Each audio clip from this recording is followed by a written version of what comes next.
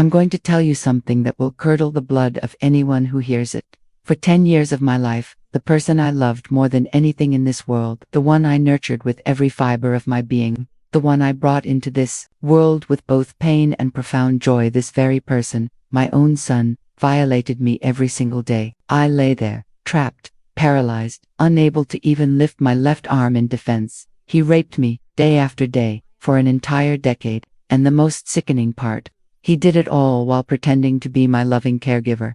It sounds like a nightmare plucked from the darkest depths of fiction, doesn't it? But it happened, right here in Savannah, Georgia, in my own home, under the very roof where I raised him, believing I was shaping a good man. My name is Elalana Bennett. I'm 72 years old, and Savannah is my home. When people see me now, tending my little shop at the Forsyth Farmers Market, surrounded by healing plants, sharing advice about teas and remedies, they see Miss Ellie of the herbs. They see the woman, with a constant smile, a comforting word for those in pain. What they can't begin to imagine is the living hell I endured.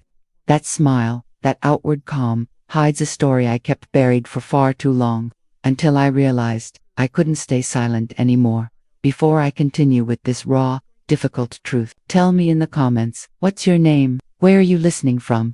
I need to know who these brave souls are, willing to confront the harsh realities of life, because this story isn't for the faint of heart. It will shake you, rattle you, and likely stay with you long after you hear it. But I have to tell it. I know there are other women out there, living through what I lived through, and maybe, just maybe, my courage can spark their own. Every word I speak is true. Every single detail actually happened. And if you stay with me until the very end, you'll finally understand why it took me so long to find the strength to share it. My life wasn't always about the quiet comfort of plants and natural remedies. For years, I worked in a textile factory here in Savannah, bent over a sewing machine all day, earning every hard-fought penny to raise my son alone. The factory was a sprawling, deafening building in the industrial district, where hundreds of women like me spent their days hunched, stitching clothes we could never afford to buy. Junior's father, he vanished the moment he found out I was pregnant, said he wasn't ready for responsibility, too young to be a father. He was a handsome boy, from a good family, full of grand promises that evaporated the moment things got serious. I was just 19 when Junior was born, but I swore right then and there, I would raise that boy with every ounce of love I had, give him everything I never had in my own childhood. My mother died when I was very young, and my father was a hard man, incapable of showing affection. I promised myself my son would be different. He would grow up knowing he was cherished, with every opportunity I missed. Looking back, I can't help but wonder if that excessive, all-consuming love is precisely what twisted him, what made him believe he could do anything to me. I slaved away like a condemned woman for over 2 decades in that factory, waking at 5 a.m., preparing breakfast, packing Junior's lunch for him to heat after school. 2 buses, just to get to work before 7. The factory air was thick and hot, heavy with fabric dust and chemicals. Hour after hour, I was hunched, performing the same monotonous task thousands of times a day. It was work that gnawed at my back, blurred my vision, stiffened my fingers from the constant pressure of the machine. I'd drag myself home around 6 p.m., utterly exhausted, but the day wasn't over. Dinner to make, Junior's homework to help with, laundry, cleaning the house, preparing for the next brutal day. It was a routine that slowly broke me, piece by piece. But I endured it all, fixated on my son's future. On weekends, when I wasn't consumed by chores, I'd take him to the park, buy him ice cream, desperate to give him the childhood I never had. I scrimped and saved every spare penny for school supplies, good clothes, new shoes as his feet grew. Junior was an affectionate boy, or so I believed then. He'd help around the house, sweep the yard, take out the trash. He'd tell me he loved me, promise me he'd take care of me when he grew up. Those words were the fuel that kept me going, day after day, year after year, working myself to the bone. I dreamed of the day he'd graduate, find a good job, and we could finally live a peaceful life. It never, ever crossed my mind that beneath the surface of the boy I raised with such immense sacrifice, a monster was silently festering, that all the love I poured into him was being twisted, perverted, in a way I couldn't even comprehend. In school, Junior was always just average, not top of his class, but he never caused problems for his teachers. He was quiet, obedient, did his assignments without complaint. I went to every parent-teacher conference, spoke to all his teachers, always heard the same thing: polite, respectful boy. Never any behavioral issues. So I rested easy, convinced I was doing everything right, that I was on the right path. Then, when he turned 18, I started noticing subtle shifts in his behavior. First, it was the way he looked at me. A different kind of stare, especially when I was changing clothes or stepping out of the shower. Lingering, unsettling glances that made my skin crawl. I tried to dismiss them, tell myself it was nothing. Sometimes, I'd feel eyes on me when I was in the bedroom or bathroom. But when I'd check, he'd be nowhere near, usually watching TV or on his phone. I told myself it was just my imagination, that I was becoming paranoid from working too much. He also started becoming more physically demonstrative, more affectionate in a way that felt wrong between a mother and an adult son. He wanted to hug me constantly, kisses on the cheek that lasted a beat too long, always finding excuses to lean into me, to brush against me. When I was cooking in the kitchen, he'd come up behind me and wrap his arms around me, pressing his body against mine in a way that made me deeply uncomfortable. When I'd complain, he'd laugh it off, saying he was just being affectionate, that I couldn't even let my own son hug me. Once, he offered to give me a massage, saying I looked exhausted from work. I allowed it, thinking it was just a son's innocent gesture of care, but his touch was off. His hands started on my shoulders, as they should, but then drifted lower, down my back, to the sides of my body, dangerously close to my breasts. When I protested, told him it wasn't right, he just laughed again, said I was exaggerating, that he was only trying to relieve my tension, that I was seeing evil where there was none. Things escalated, gradually, subtly, making it incredibly difficult for me to grasp the horror unfolding. He started entering my room without knocking, always with some flimsy excuse. He'd say he needed to ask about school, or was looking for something I'd borrowed, or just wanted to talk about his day. But his eyes, I noticed, were always glued to my body in a way that was profoundly unnatural for a son. If I was in my nightgown, he'd linger, talking about anything and everything, just to keep looking. When I confronted him about this unsettling behavior, he'd grow angry, accuse me of having a dirty mind, of misinterpreting things. He'd say I was paranoid, that it was the effect of work fatigue, that I needed to rest more. He made me feel guilty for even suspecting him, for seeing malevolence where he claimed there was none. He made me doubt my own sanity. Then came the night he came home a bit drunk and tried to sleep in my bed. He claimed he was scared, that he'd had a horrible nightmare, couldn't sleep alone. I let him lie down, thinking it was temporary, that he'd return to his own room the next day. But during the night, I felt him moving strangely, pressing his body against mine, his hand on my waist, then my leg. When I woke up, startled, and demanded to know what he was doing, he pretended to be in a deep sleep. The next morning, when I brought it up at breakfast, he flat out denied it, said I'd dreamed it, that none of it had happened, that I was confusing dreams with reality.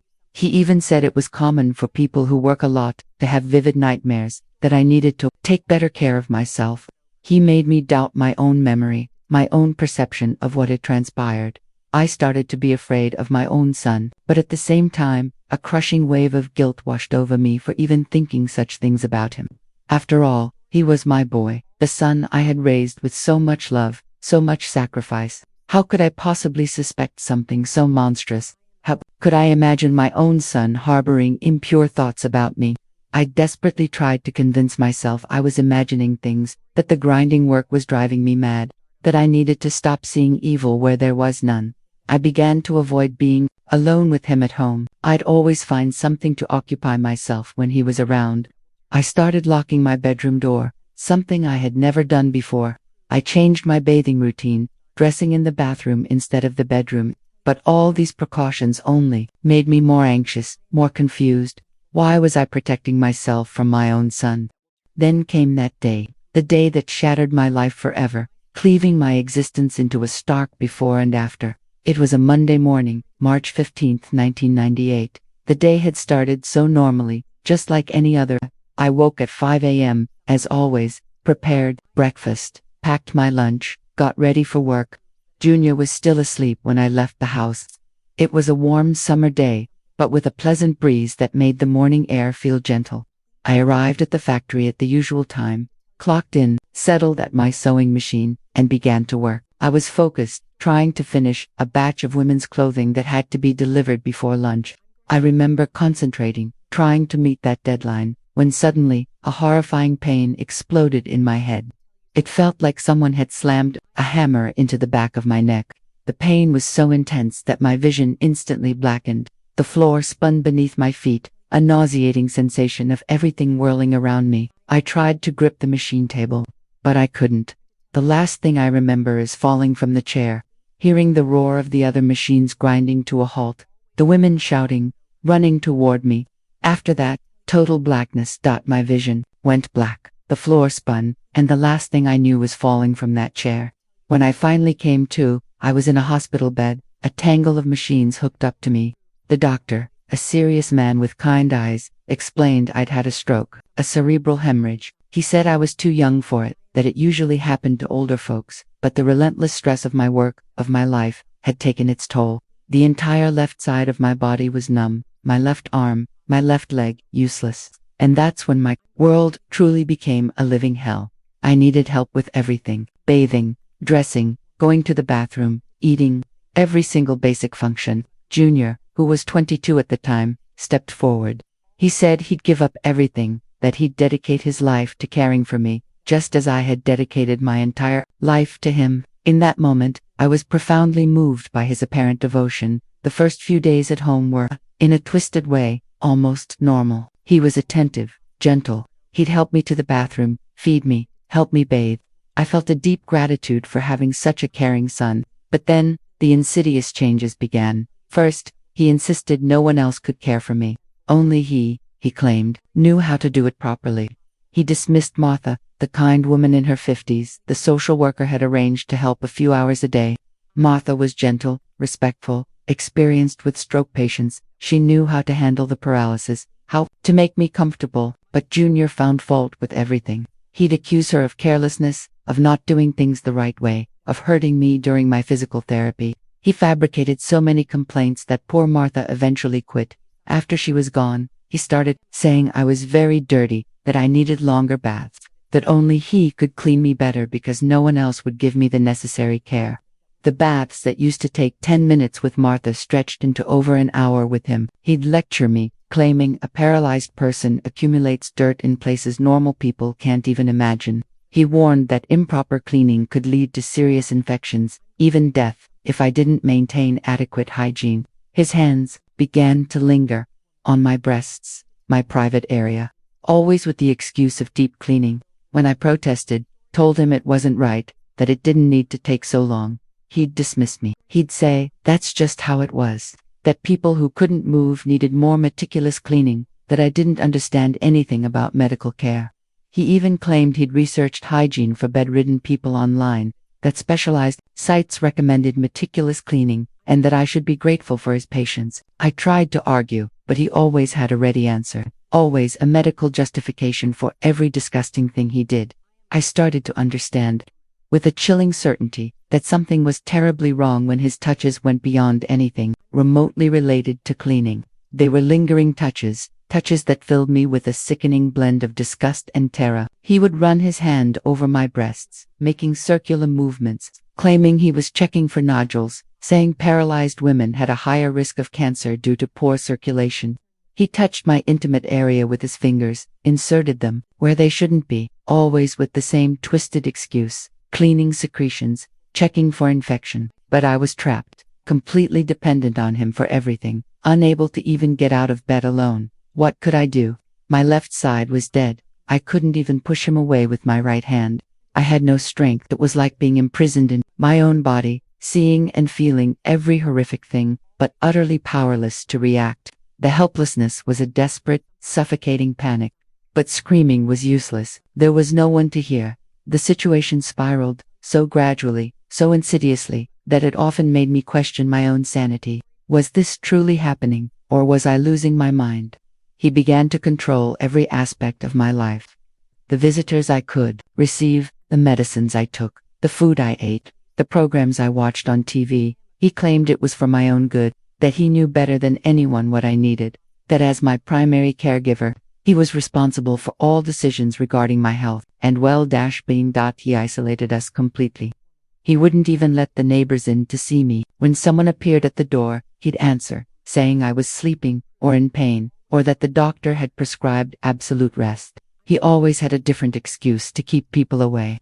Over time, everyone stopped coming, believing I truly needed that isolation to recover. And the abuses, they just intensified, day after day, until they reached a point you can't even begin to imagine what this monster was capable of. But wait, before I plunge deeper into the agonizing truth of that period, I need to take you back, further back, to the beginning of my life, because without understanding my journey, you won't grasp how a son can become such a monster, how someone you raised with every ounce of love can transform into such a cruel, depraved creature. After I left the hospital, utterly dependent on him for everything, that's when the real nightmare truly began. What I believed was the devoted care of a loving son morphed into the most vile, disgusting ordeal a mother could ever endure. It was as if he had been waiting, patiently, for years, for that very opportunity. As if my paralysis was precisely what he had always desired. In those first weeks at home, as I struggled to adapt to the brutal new reality of my body, he claimed he needed to examine me every day to ensure I wasn't developing bed sores from lying down too long. He insisted he'd researched care for bedridden people online, that those who stay in bed for extended periods could develop horrific wounds if not properly attended to. He even printed out shocking photos of infected bed sores, showing them to me, warning that this could happen to me if I wasn't meticulously cared for. I believed him, of course. He was my son, the only person I had in the world. Why would I doubt him? He seemed so concerned, so dedicated, spoke with such authority about the medical risks I faced.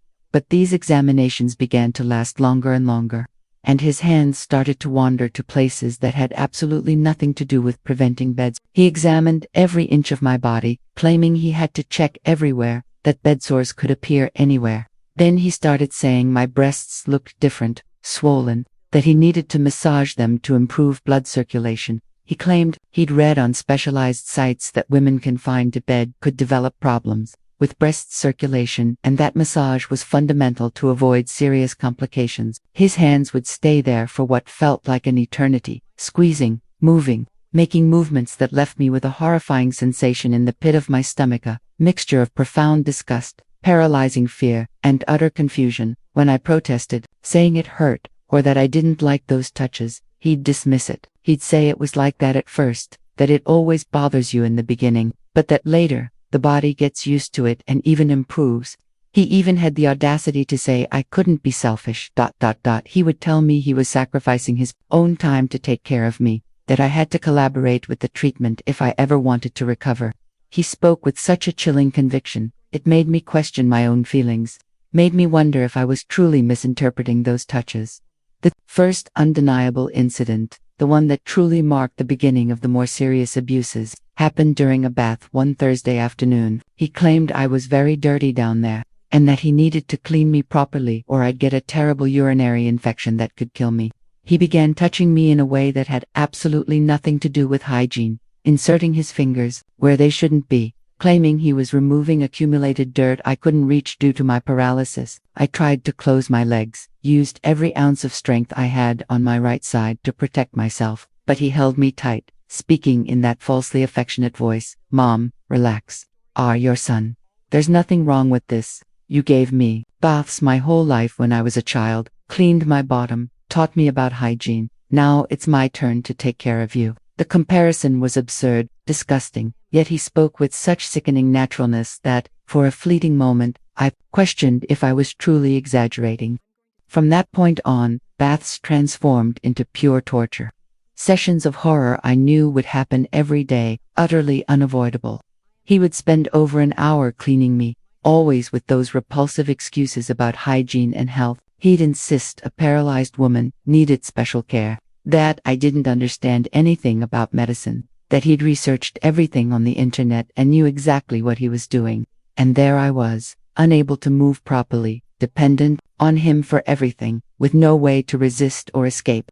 The feeling of despair was indescribably gut-wrenching mixture of terror, disgust, and absolute helplessness. That then began the touches he called medicinal, always draped in the flimsy veil of medical treatment. He claimed he had to massage my belly every day to ensure my intestines worked properly, that paralyzed people often suffered from constipation, and only abdominal massage could solve it. He'd warned that without it, I could suffer an intestinal obstruction and die. But his massages were grotesque. They'd start on my belly, then creep lower, reaching places that had nothing to do with intestines. When I complained, he'd get angry and shout, "Mom, do you want to get better or not? Do you want to die from infection? I'm here trying to save you, and you keep complaining." The psychological manipulation was the most insidious of all, even worse than the physical abuse. He repeated the same phrases every day, like a relentless mantra, systematically breaking me down. "Mom, you depend on me for everything. If I'm not here, who will take care of you? Who will feed you? Take you to the bathroom? Give you medicine? Who will have patience with a piety?" He'd say this while touching me inappropriately, as if it were the most normal thing in the world, as if I should be grateful that he was there, sacrificing himself for me. He'd tell me I was a burden to anyone else, that only he had the patience to care for a fool like me, that if he abandoned me, I'd rot in a horrible nursing home where no one would care about me. He painted such a terrifying picture of my situation that I was petrified by the mere thought of being without him, even knowing the horror he was inflicting. It was a sick cycle of dependency and fear. When I tried to resist more, complain louder, or attempt to push him with the hand that still worked, he would resort to subtle but chillingly effective threats. He'd speak in that calm, controlled voice, "Mom, who's going to believe a paralytic against me? Everyone in the neighborhood, in the entire city, knows me as the dedicated son who gave up everything to take care of his sick mother. If you start making up lies about me, they'll think you've gone crazy because of the stroke, that you're having delusions." These words cut me like a knife, because I knew he was right. Who would believe me against him? He began to control absolutely everything in my life, every minute detail of my routine. He no longer allowed anyone into the house, not even the neighbors, who used to visit from time to time. When Mrs. Johnson from next door would appear at the door, asking how I was, he'd answer, saying I was sleeping because of the strong medication, that the doctor had recommended absolute rest, that visits made me agitated and hindered my recovery. The poor woman would leave, worried, believing she was helping by not bothering me. He told everyone I was very debilitated, that the doctor had recommended absolute rest, that visits made me agitated and hindered my recovery. He isolated us completely. I had no contact with anyone but him. The threats became clearer, more direct. He said that if I told anyone anything, he would put me in a nursing home and claim I had dementia because of the stroke. He said he knew people who worked in those places, and that I would rot there, being mistreated by strangers, eating bad food, with no one to defend me. He painted such a horrifying picture that I was paralyzed with fear at the mere thought of it. Then came the day he decided to take care of my intimate needs in a way I will never be able to forget. He said I had been without relaxation for too long, and that it was bad for any woman's health, especially a paralytic. He claimed he'd researched and that doctors recommended special exercises for women in my situation. When I finally understood what he intended to do, I tried to scream, but he covered my mouth and whispered, "No one will hear anyway, Mom. And if they do, they'll just think you're screaming in pain because of the paralysis." From that day on, my life became a complete hell. He established a horrible routine. In the morning, the bath with the disgusting touches. In the afternoon, the physical therapy he invented, which always included him touching me all over. At night, the special care that left me in a state of shock, always with these nauseating excuses about health and medicine, as if he were doing me a favor. During diaper changes, which I needed because of the paralysis, he would take an absurd amount of time cleaning me, always touching where he shouldn't, always with that excuse that he was keeping me clean and healthy. He'd say that if I got an infection because of dirt, I could die, and that he wouldn't let that happen because he loved me very much. The worst part was that he did all this talking about love. He would say, "Mom, I do this because I love you, because you are the most important woman in my life, because I can't live without you." He mixed declarations of love with these repulsive acts as if it were the most normal thing in the world. I couldn't comprehend how a person could utter words of love while inflicting such a thing. He also started giving me medicines that weren't the ones the doctor had prescribed. He claimed he'd bought special vitamins to make me stronger, but I suspected they were drugs to make me more sleepy, less resistant, After taking these vitamins, I'd become more limp, more confused, without even the strength to scream properly when he abused me. The first complete sexual violation happened on a night I will never forget. He came into my room after midnight, drunk, crying, claiming he was suffering immensely because he didn't have a girlfriend, that no woman wanted to be with him because he dedicated all his time to taking care of me. He said I had an obligation to help him, that it was my fault he couldn't get a girlfriend.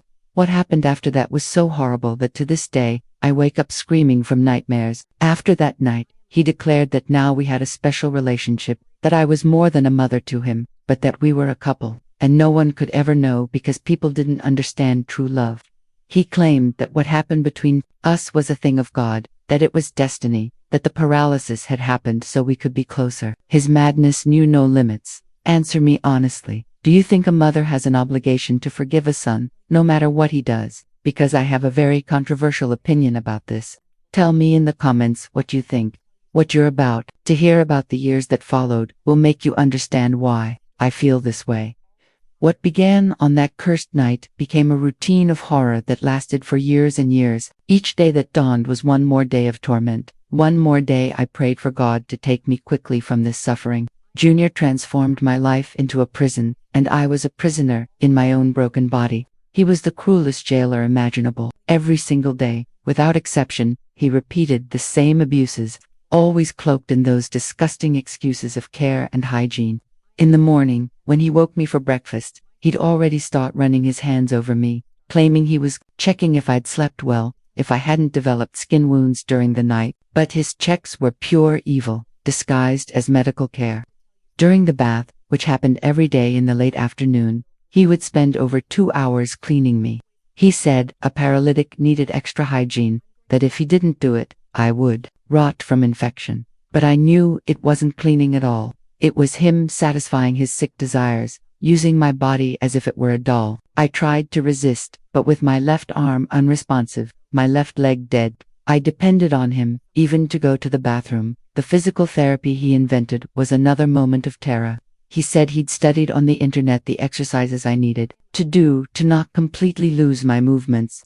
But his exercises involved touching me all over, forcing me to make movements that had nothing to do with stroke recovery. He manipulated my body as he pleased, always repeating it was for my own good, that if I didn't comply, I'd be paralyzed for the rest of my life. Night was when the worst happened. He said I needed special relaxation to sleep well, that a woman with a neurological problem had to have tension relief or else she could have another stroke. And then he would do things to me that, to this day, fill me with nausea, just to remember. I tried to pretend I was sleeping, but he'd say, "No use pretending, Mom. I know when you're awake and when you're asleep." I tried to ask for help in every way I could think of. When a neighbor passed in front of the house and looked through the window, I'd try to make signals with my eyes, tried to move my head in a way that showed desperation, but he was always nearby, always controlling everything. If he noticed I was trying to draw attention, he would come close and say loudly, "Mom is in a little pain today, isn't she? But I already gave her the medicine. She'll get better soon." When the phone rang, he would answer it. He always told everyone that I couldn't talk because I was very debilitated, that the doctor had recommended voice rest. If they insisted too much on talking to me, he would bring the phone, but stay right by my side, listening to every word, making a nasty face if I tried to say something that could raise suspicion. I was even afraid to say help, because I knew he would make me pay later. He controlled all the medicines I took.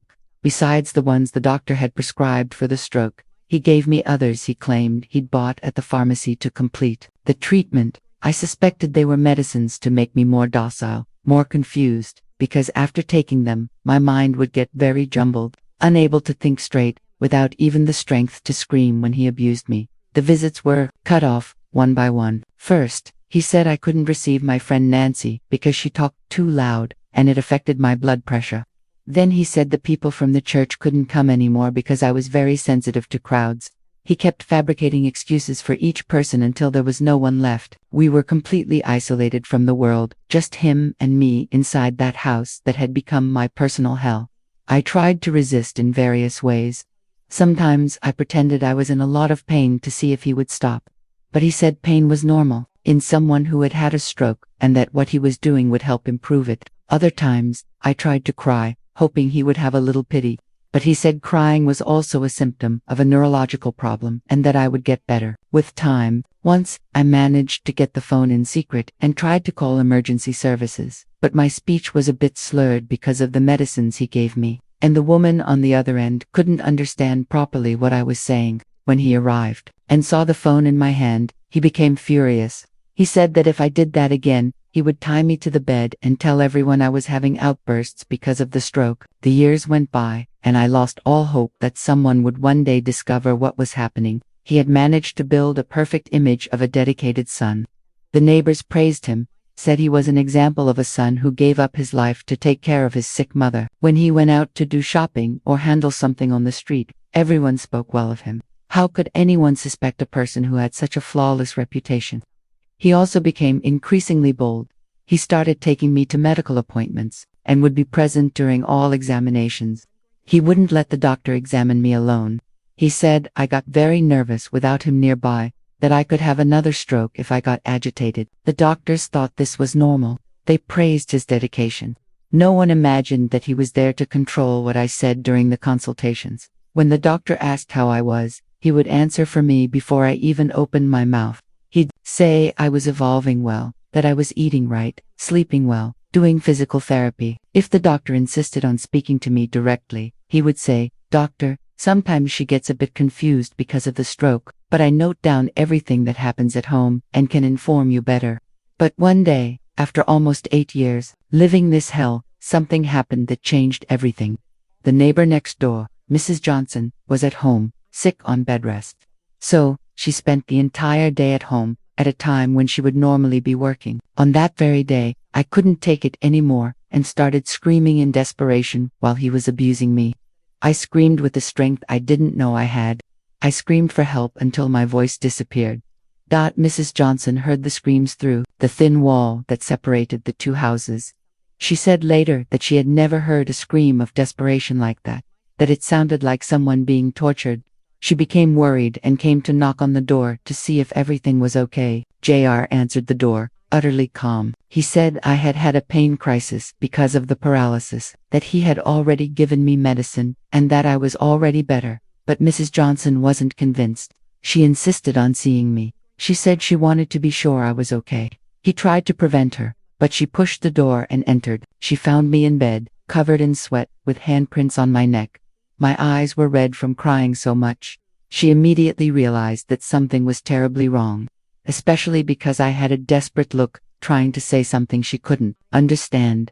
Mrs. Johnson said she was going to call emergency services, that I needed to go to the hospital. He tried to convince her that it wasn't necessary, that it was just a normal crisis, that I always got like that when I had pain. But she didn't listen and called 911 anyway.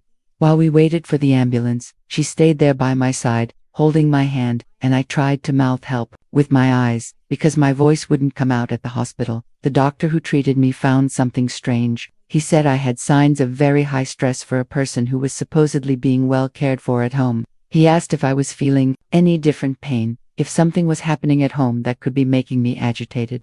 Junior, as always, answered for me. He said it was normal for someone with a neurological problem, but the doctor insisted on examining me alone. He told Junior that he needed to do some procedures, that it was better for him to leave the room. He tried to resist, but the doctor was firm. It was the first time in 8 years that I was alone with a person who could help me. When the doctor began the examination, he noticed signs on my body that didn't match the care I supposedly received at home.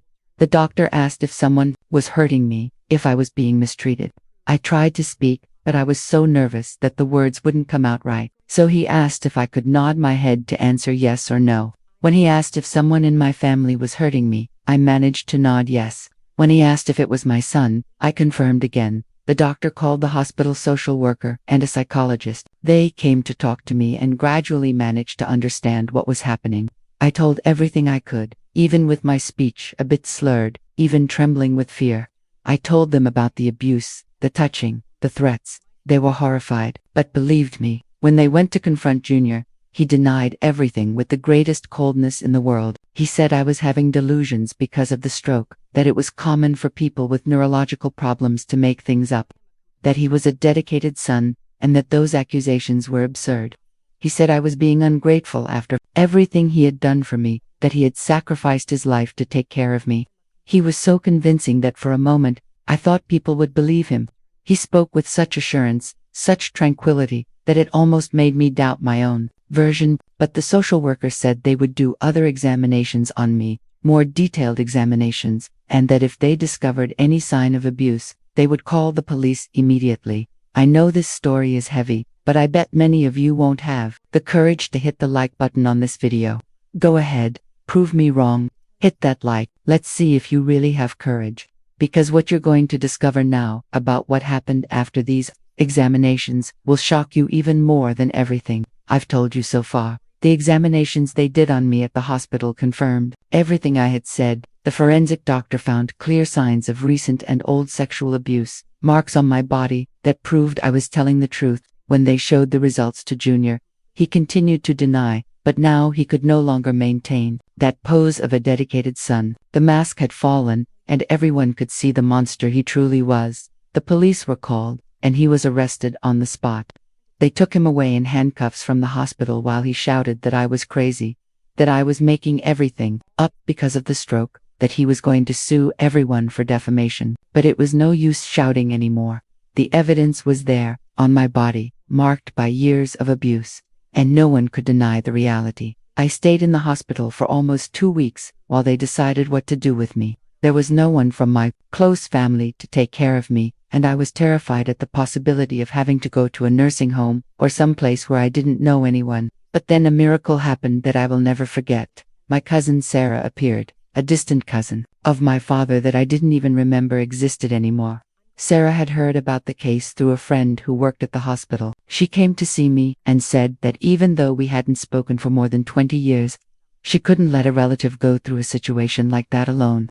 She said she had a house with a room on the ground floor, that she could take care of me, that she wouldn't leave me helpless. When I heard those words, I cried for the first time in relief, after years of crying only in despair. Sarah's house was in a more distant neighborhood of Savannah, on a quiet street full of trees and simple houses. She had adapted the room for me with support bars in the bathroom, a lower bed so I could sit alone, a wheelchair for me to move around the house. For the first time in 8 years, I was in a place where I could be sure that no one would hurt me. The first days at Sarah's house were strange. I was so afraid that any noise made me jump with fright. When she came close to help me with something, I would automatically shrink, expecting to be attacked.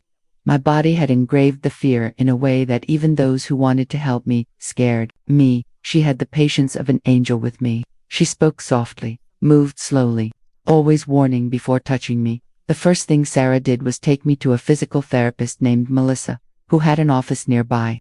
Melissa was a woman in her 40s, with short hair and a firm but caring manner. When Sarah explained to her what had happened to me, I saw that she became outraged. She said she would do everything to help me recover my movements, that I deserved to have my independence back. The first physical therapy sessions were difficult. My body was too tense, locked by fear and trauma. Melissa explained that this was normal, that people who have suffered physical abuse usually have a very contracted body, as if it were always defending itself from an attack. She started slowly, just with breathing and relaxation exercises, teaching me to trust my own body again. But Melissa wasn't just a physical therapist. She became my confidant, my friend, my improvised therapist. During the sessions, she would let me talk about everything that had happened, listened to me without judging, helped me understand that none of it had been my fault. She said the stroke wasn't God's punishment, that I didn't deserve to have gone through that suffering, that I was a survivor, not a victim. After about 3 months of physical therapy, something happened that shocked me.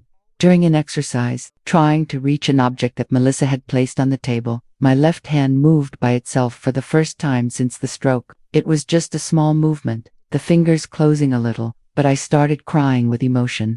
Melissa also cried with me and said, "See, Elalana, your body is coming back to life." From that day on, the exercises became more intense. Melissa explained that my brain was creating new connections, that the movements would return gradually if I didn't give up. It was hard, painful work sometimes, but each small progress gave me more hope. First, some movement returned to my fingers, then to my wrist, then to my elbow. My leg also started responding better. Sarah also took me to a psychologist, Dr. Harrison, who specialized in severe trauma. She explained I had two profound traumas to process: the stroke that shattered my life in an instant, and the years of abuse that followed. It would be a long journey, she warned, and I had to be patient with myself. Healing from trauma doesn't happen overnight.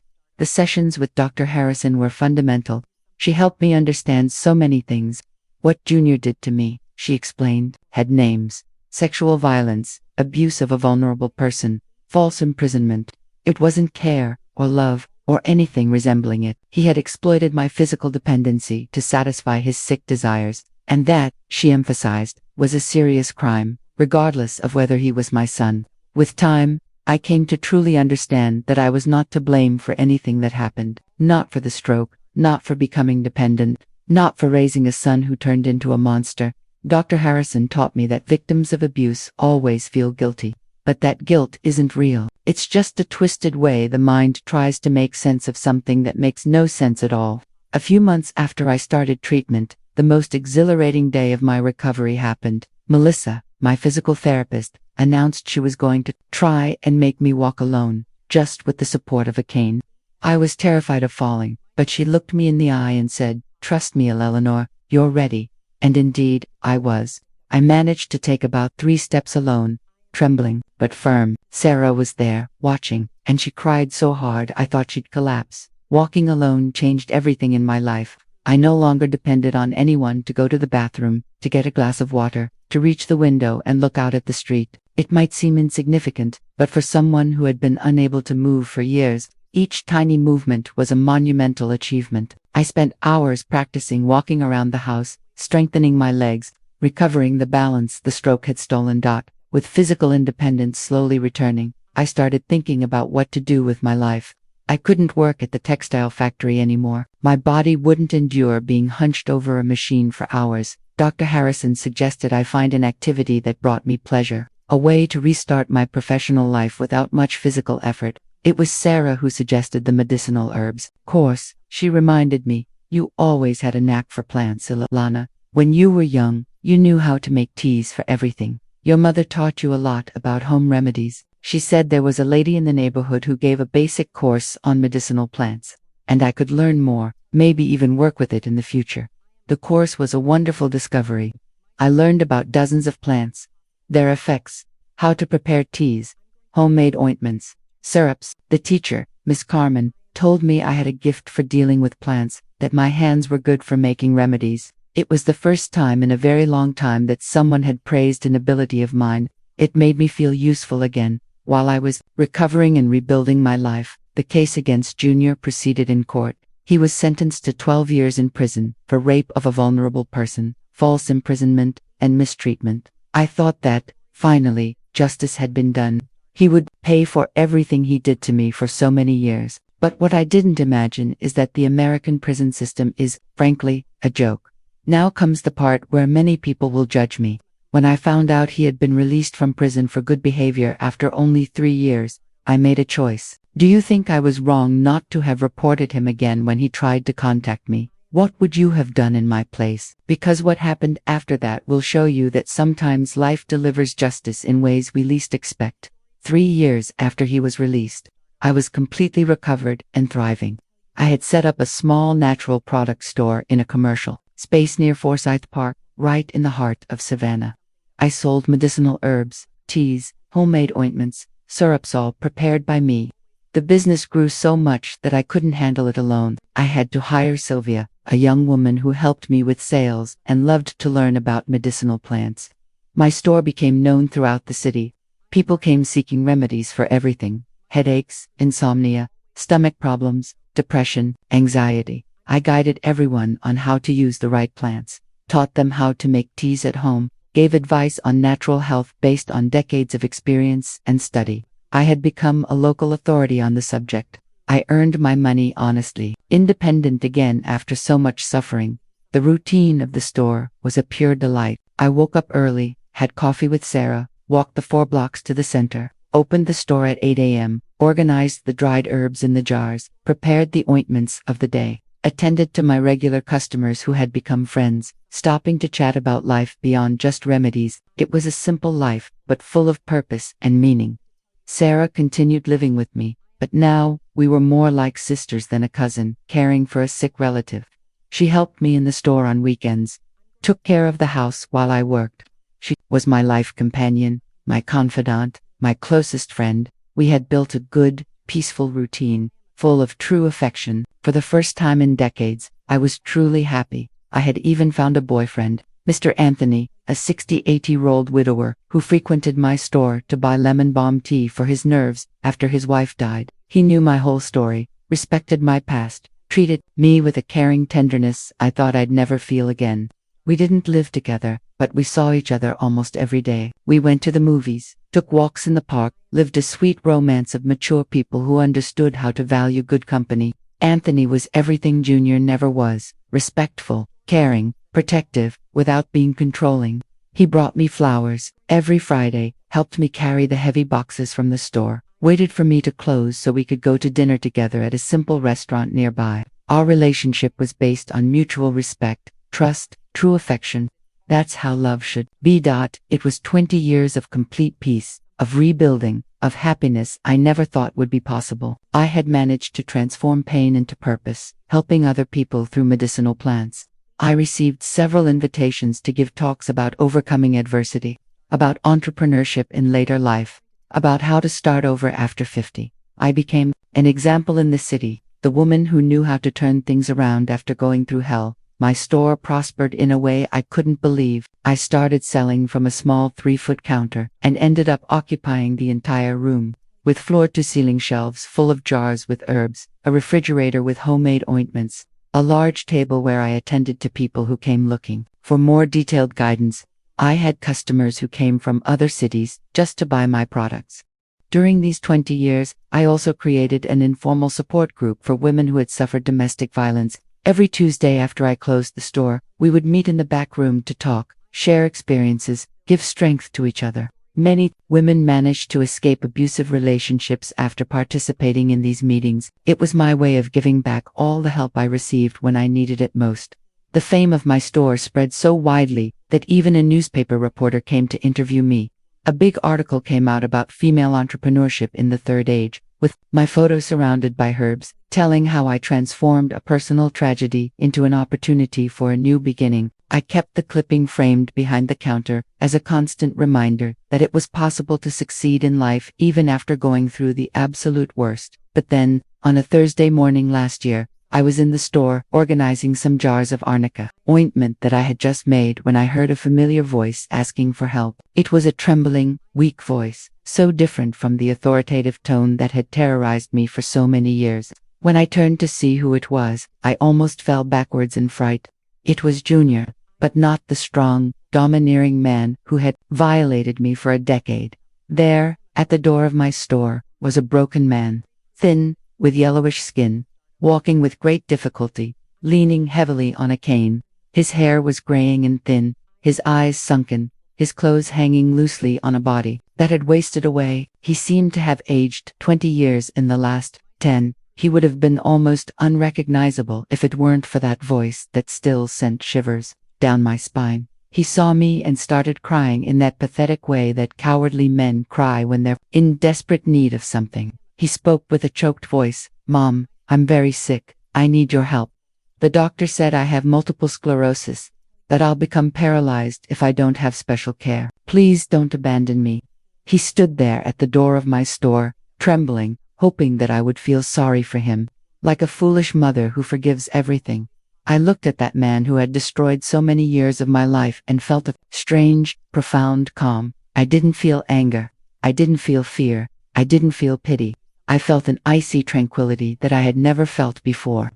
There he was, my tormentor, in the very same situation I had been in one day, dependent, vulnerable, needing care, begging for help from someone he had hurt without mercy or pity. He continued talking, trying to move me. "Mom, I know I did wrong things in the past. I know I hurt you, but now I need you. I have no one else in the world. You are my only family. I'm living in a little pension room.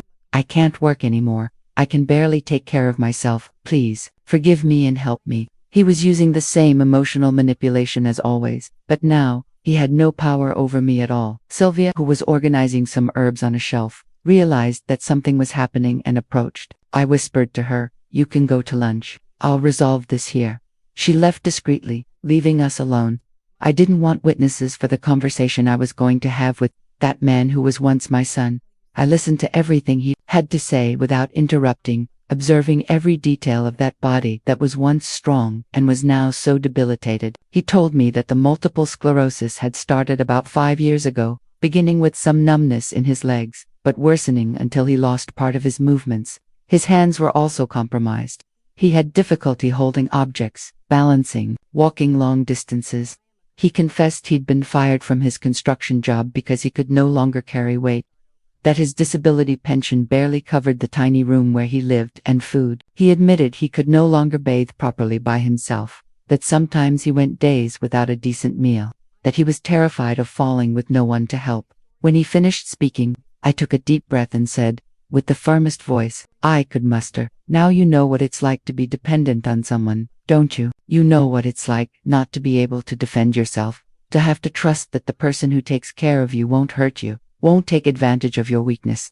I saw his face drain of color as he understood where I was going. With those words, I continued speaking with a tranquility that even surprised me.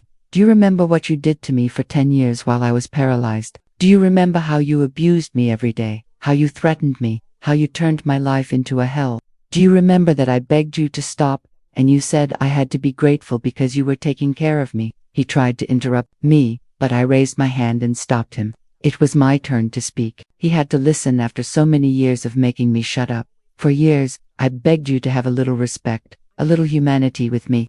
You said I depended on you, that no one else would take care of me, that I had to accept everything silently, because it was a favor you were doing. Now it's you who's dependent. It's you who needs care." I saw that he was getting desperate, realizing that I wasn't going to give in to emotional blackmail as he expected. He tried to change strategy. "Mom, I was young, I was immature, I didn't know what I was doing. Now I understand that I was wrong, that I hurt you. I regret everything. I swear to God I regret it." But I had heard that talk before, at the time of the trial, I said, my voice steady. "You regret it because you need me now, not because you understood the harm you did to me. If you were in good health, with money, independent, you would never have appeared here asking for forgiveness. Your regret is self-interest, not true remorse." I said this looking straight into his eyes, without turning away my gaze for even a second. He tried his last card, the most disgusting of all. "Mom, I know you're a good person, a person of faith, a person who forgives. You've always been like that. You've always had a big heart. You won't let your own son die of abandonment, will you?" "What will people think if they know you denied me help?" Then I laughed in a way that even I was startled by. "My son died a long time ago. What's in front of me is just a stranger who once did me a lot of harm indeed. And you know what people think of me today. They think I'm a brave woman who knew how to overcome a horrible trauma, who built a new life after 50. That's what matters. Now, you're going to leave my store and never come back. You're going to look for some public nursing home, some charity institution, someone who is paid by the government to take care of you. Because free care, care of love, care of family, you lost the right to that when you decided to transform me into a sexual object for an entire decade." He left the store, staggering, crying loudly, but I didn't feel even a bit of pity. After he left, I locked the door of the store, turned the little sign to closed, and sat in the chair behind the counter. I cried a lot, but it wasn't a cry of sadness. It was a cry of total liberation. It was as if a huge weight had been lifted from my shoulders all at once. Finally, I had managed to look my aggressor in the eye and say, no. I had managed to reclaim the power that he had taken from me during so many years of terror. I found out later, through acquaintances who worked in social services, that he ended up interned in a public nursing home. One of those that the government maintains for people who have no family or money. I know that his life there is not easy, that he depends on the goodwill of overworked staff for everything, that sometimes he spends hours waiting to be attended to, that he eats bad food, that he sleeps in a collective room with other sick people. It's exactly the treatment he deserved. Today, at 72 years old, I can say with all certainty that I am a complete and fulfilled woman. I have my store that works very well and gives me financial independence. I have Sarah, who is my heart's family. I have Anthony, who loves and respects me the way every woman deserves to be loved. I have health, vigor, and many plans still to accomplish. I created an informal support group for women with disabilities that has already helped dozens of people report abuse, get out of toxic relationships, and rebuild their lives with dignity. Every week, I receive messages from women who managed to free themselves from horrible situations after participating in our meetings. It's my way of transforming pain into purpose, trauma into a life mission. But my story proves that no matter how old you are, no matter how many traumas you've suffered, no matter how many times you've fallen, it's always possible to start over. The important thing is to never give up, to seek help when you need it, to believe that you deserve good things in life, that you deserve respect, caring, dignity, and most importantly, never let those who hurt you continue to have power over you. I am Ella Lehner Bennett. I'm 72 years old. I live here in Savannah, and this is the story of my life, of how the worst trauma transformed me into the strongest woman I know. If you want more stories of overcoming like mine, consider subscribing to the Grandparents' Tales channel. Here we prove that there's no age to start over, and that the sweetest revenge is to live well. So, did you like my story today? I feel victorious because I strived as best I could to overcome all difficulties. If you can, click on the videos passing on the screen to see more and hear more stories of warrior women like me. You'll be surprised at the strength that we American women have to overcome anything that life puts in our way. Life teaches that whoever sows wind reaps storm, and whoever sows evil one day pays the price.